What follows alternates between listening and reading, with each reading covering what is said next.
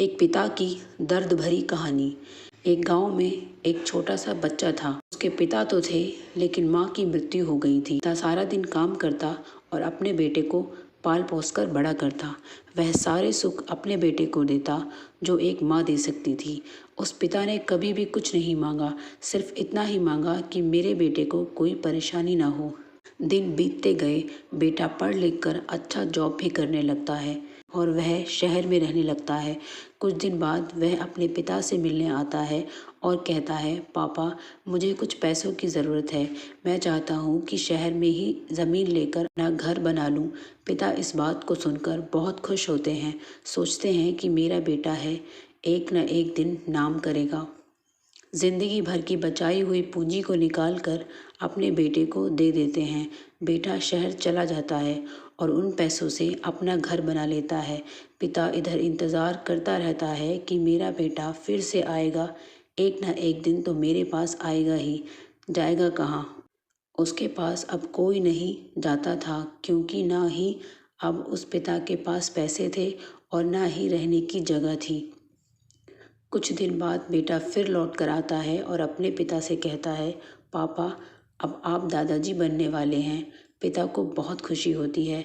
इस बात को सुनकर वह कहते हैं, तू मुझे मेरी बहू और पोते से कब मिलाएगा? बेटा कहता है, बस पापा, थोड़े दिन और।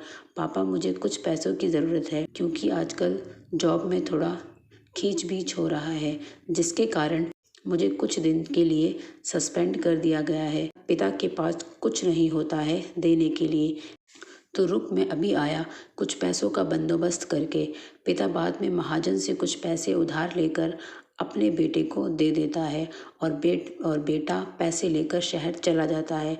बरसों गुजर जाते हैं। पिता सोचते हैं कि मैं तो अब दादाजी बन गया हूँ, मेरा बेटा पता नहीं मेरी नाती को लेकर कब आएगा। फिर सोचने लगते हैं, समय नहीं मिलता होगा, इसलिए मेरा बेटा अभी तक आया नहीं, वरना ज़रूर आया होता। तब तक महाजन 2-3 आदमी को लेकर उस पिता के घर आ जाता है और कहता है कि आपके वादे के मुताबिक पूरे 3 महीने बाद आया हूँ अपने पैसे ले जाने। पिता कहते हैं, मेरे पास पैसे नहीं हैं देने के लिए। महाजन कहता है, जब पैसे देने के लिए नहीं थे तो आपने मुझसे उधार क्यों लिया? रुको, मैं तुम्हारे लिए पैसों का बंदोबस्त करके आता हूँ।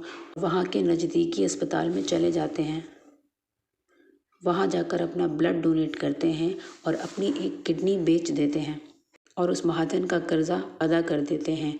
किडनी बेचने के बाद उनकी स्थिति और भी खराब हो जाती है और वह उस राह में ही जी रहे होते हैं कि मेरा बेटा एक दिन आएगा ज़रूर। इस आस में जीते जीते एक दिन पिता की मृत्यु हो जाती है, परंतु उस बेटे को अपने पिता को आग देना भी नसीब नहीं हुआ।